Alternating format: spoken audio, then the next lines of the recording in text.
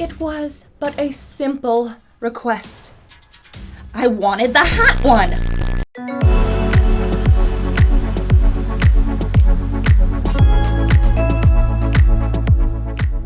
Hello again, everyone. It's me, MadameMacabre. Welcome back to another one of my videos, and for those of you who are new, welcome. For today's video, we are going to be covering one of my own personal cosplay stories, and I think you guys will find this one particularly entertaining. For those of you who are familiar with my past story times or even my other bodies of work, you're probably gonna know who this story is about. If you stumbled across my Reddit saga, you will know this person by the moniker Wolfbeard. Well, happy day! This is a story time that I've actually never shared in any of my written works. The only people who will be familiar with this story are the friends who I've told in person, and they were actually the ones that were like, hey, you should probably record this one because I want to be able to listen to the story whenever I want. So, fair enough. I think it's finally time to share the saga of the Hat One. So, for those of you who are not familiar with my past works, I have a little bit of background to share with you before we dive right in so you won't be lost. So about 5 or 6 years ago, I used to be friends with a girl. We'll call her Mel for the sake of this video. I had known Mel since I was a small child, and I kind of had the nostalgia vision glasses with her. I thought she was the sweetest, most amazing person ever, and I wanted to be friends with her. Time went by, she changed, and I found out she did some pretty scuzzy things to other people I care about, and because it was just too much and it crossed too many lines, I don't associate with Mel anymore. But the story's not about Mel, that's an entirely different can of worms, and that one may just be better off letting it lie. But Mel had a fiancé. Fiancé, that, again, another, just read the saga, it gets hairy. But the fiancé is the one that I've dubbed as Wolfbeard. Basically, textbook neckbeard with an obsession of wolves and werewolves. You know, big guy that doesn't value hygiene at all, always smelled really bad, never brushed his teeth, never washed his hair, always had a smell that would hit you before you knew he was there. He had issues with, like, personal boundaries, especially, I should say specifically, with women. He had a really, like, gross attitude towards women. For whatever reason, he had this really high confidence where he seemed to think he was owed every woman on earth. He would touch you without asking if you were okay with it. He'd get real close to you. You'd get sweat on you, stink on you. He'd breathe on you with his unbrushed teeth breath. It wasn't a pleasant experience, and he wasn't a pleasant person to be around because of his attitude just as much as the poor hygiene. And the crazy thing is Mel just put up with this. She knew he was like this. Friends would be like, hey, I am not comfortable with this. And she'd make excuses that, oh, he doesn't know how to socialize. It's fine, just ignore it. Okay, sure, all right. Hindsight, present day me wouldn't have put up with that, but again, this was 5 or 6 years ago. I was young, I was a kid. I was timid and shy, I put up with it. Anyway, every year I had a set group of friends that would go to our local anime convention, SakuraCon.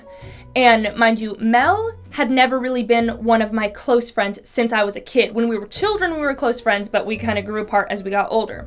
So she wasn't really close friends with my close friends, and she wasn't a part of our regular con group. However, she had expressed interest in wanting to take work off and be able to go up for one day, and she had mentioned, I don't really know anybody up there and I don't want to be alone. Can I tag along with your group? And my group was totally fine with that. We're like, sure, come on up and join us. Mind you, she never mentioned anything about bringing Wolfbeard. To everybody in the group's knowledge, he had to work the entire weekend. So he wasn't going to be in the picture, so we didn't even feel like we needed to worry about it. Just her was going to come join us. It was going to be a blast. Now, in hindsight, there were a lot of red flags that me and my friends should have seen, but we didn't, and there's nothing we can do over spilled milk, See, I had let it slip to Mel that me and my friends would be cosplaying as bubblehead nurses from Silent Hill the day she was coming up to meet with us. And she was really excited. She wasn't going to do the nurse herself. She wasn't going to cosplay at all, which you don't have to cosplay if you go to a convention. It's just something that if you enjoy it, it's fun to do. But what kind of was fishy to us is she brought up the fact of how Wolfbeard had always dreamed of working on a pyramid head costume. And I'm just like, okay, good for him. Nice, all right. Me being a delusional child still couldn't connect the dots. I still took it, oh, he has to work that weekend, you know, so he's not gonna be there. Again, red flags I should have seen. Okay, so Mel was going to meet us at the convention on Friday. The morning started out great, there were no issues. Mel wasn't due until around lunchtime, so the group, we all got into our cosplays, we went out and we had fun, and it was a blast. You know, when you have a group cosplay, it sort of garners some attention, and you feel cool for a minute, you have a good time. Now, mind you, 5 or 6 years ago, there were still a lot of people who did Silent Hill cosplays, so it was really a blast, and there was a lot of people that we had fun taking photos with and doing group things together with. Well, it starts to get close to lunchtime, and we decide to head towards where we had said we were going to meet up with Mel. So we get heading into the vendor's hall. There's an area where there's a bunch of tables where you can sit and rest, and apparently, while we had been busy doing our group thing, Mel had arrived and was waiting at a table that we had decided we were going to meet at. We head into the vendor's hall, we go in back towards the wall where the table is, and we see Mel there, but it's not just Mel. Mel had decided, without asking any of us how we felt, that she was going to be inviting her fiancé, Wolfbeard. And Wolfbeard had last minute thrown together the frumpiest pyramid head costume I have ever seen in my life. To our shock and terror, Wolfbeard got up, and as usual, he wanted to place a sticky, sweaty hug on all of us, to which we fortunately were able to use the excuse of, oh, you know, we've got our makeup and special effects on, we really shouldn't be touching anybody. There goes the cat. And when I say sticky and sweaty, God, I mean it. Oh, it was horrible. He was shining with sweat. And this was due to the ramshackle pyramid head helmet he had built last minute. The cats are going nuts. Hey, don't fight in here. See, he seemed to prefer his ability to be able to completely see through it to anything that looked even remotely good. So instead of building something that had very discreet, hard to notice places to look out through, or just dedicated the time to finding a handler, he decided to put a completely see-through screen on the helmet in front of his face, and in an attempt to try and obscure his clearly visible head, he put on a ski mask, a black ski mask. So just imagine this terrifying vision, this tall, large, very sweaty, very stinky, very aggressive in how he wants to touch you man, wearing a ski mask in a butcher's smock. It was terrifying, okay? Speaking of the butcher's smock, he kind of didn't do it well at all. It looked like he had just kind of glued a potato sack together, and that's fine in itself too. That's got its own charm, but the real problem here was he you know, muscle tees are those things that some guys wear where they've got the really low armpit holes. Well, take that and lower it by another 5 or 6 inches and have it go practically down to your waist, open on the side.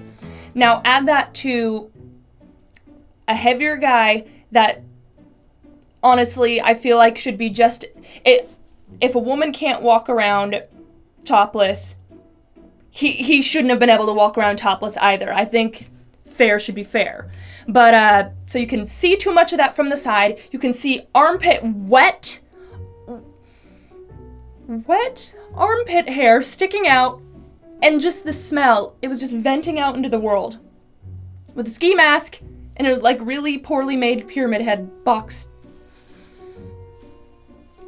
Tried to hug us, be like, so ladies, what are we doing today? What's the plan? Now, oh, I'm sorry, I didn't realize there was a we. Oh, Mel, what's going on here? Oh, well, I told Wolfbeard here that I was gonna be meeting you at SakuraCon, and I felt really bad that he was gonna be excluded, so he was able to call last minute. He worked for his dad, and his dad gave him the day off, so he was able to join us today. Oh, goody. You didn't think to ask us how we felt about it. Okay. That was a moment where me and the girls had to sort of step aside into the ladies' room and have a little powwow about how we were going to handle the day, and we decided that we were going to look for the best opportunity possible to ditch him, and then we would disappear into the crowd, hopefully to never be seen again. The plan was solid enough in theory, but unfortunately when you have a group cosplay that keeps stopping crowds of people, not as easy to be stealthy as would be optimal for such an operation. So after returning to the table, spending a little bit of time with Mel and tolerating Wolfbeard, we decided we were going to go our separate ways. Mel wanted to do a little shopping on her own with Wolfbeard through the merch hall, and since she was not alone, like we originally assumed, she had Wolfbeard with her. It's not like we were just, up and leaving her all alone at a convention. They were together. Or so we thought. Being the wonderful, caring fiancé that he was, he decided to ditch her in lieu of going to find us ladies, who clearly just totally wanted to spend time with him. And now is when we get to the part of the story that is related to the title. So I haven't actually seen this particular cosplay for a couple years now. I think they've retired this costume. But back in the day when the story took place, there was one particular Pyramid Head cosplayer that would come every single year. And let me just say, boy was a snack. We're talking 6'4" bodybuilder, sculpted like a Greek god, perfectly suited for our lovely triangle man. Let me just say, he was very popular. And us gaggle of bubblehead nurses were looking forward to nothing more than getting some nice photos with this Pyramid Head. So of course, when we go out into the big atrium and we spot him there, we rush together and decide to start doing photos together.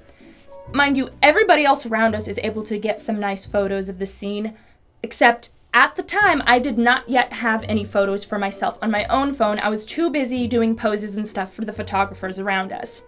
Well, lo and behold, by the time I finally get my own camera out, guess who finds us? Mr. Soggy Potato Sack. And without even thinking to ask, hey, can I step in for this picture? He just comes tromping in, pries himself between me and that beautiful, beautiful triangle, and puts his soggy arm over my shoulder. I can feel the moisture seeping into my costume. It wasn't nice. And he's just like, well, there can never be too much of a good thing. Let's get more pyramid heads in this shot. Now again, if this had happened nowadays, guess what? Girl found her voice. I would have been like, first of all, don't touch me. Second of all, get out of my picture, you nasty. But alas, wee little madam did not yet have her courage, so I just sort of dejectedly put up with it. And in every single picture between me and the hot one, we're separated by a big, soggy boy. And those are the only photos I personally have myself. Maybe I could look online, and maybe there's other photographers who posted. You know, I might be able to find some if I plug in the year that this happened. But I'm still a bit salty, even to this day. Now, mind you, after we had finished our little photo session, we were able to successfully slip away from Wolfbeard once again, because we had been like, where's Mel? You were supposed to be shopping with her. Oh, well, I didn't want to miss out on the opportunity to take photos with such lovely ladies. Okay, gross, but go back to her. She is shopping alone right now. She was expecting to have a nice little date with you two, enjoying the convention together. Go do that. And he kind of, I guess you're right, and kind of waddled back off to find her, leaving a trail of sweat as he went. And once he was finally away from us and out of earshot, could I finally express my supreme displeasure with what had just went down. Not only did my dress now stink like body odor from him touching me so much, I didn't get a picture with the one I wanted. And what has sort of become its own meme in my friend group, and I may have even joked about this on my various accounts here and there without the full story, is that, see, another couple of friends who were not a part of my regular cosplay group and weren't also in the Silent Hill get-ups had found us, and they had noticed that I was in a particularly grumpy mood, and they're like, hey, what's up? And for whatever reason, the only words I was able to stitch together at the time was, I wanted the hat one!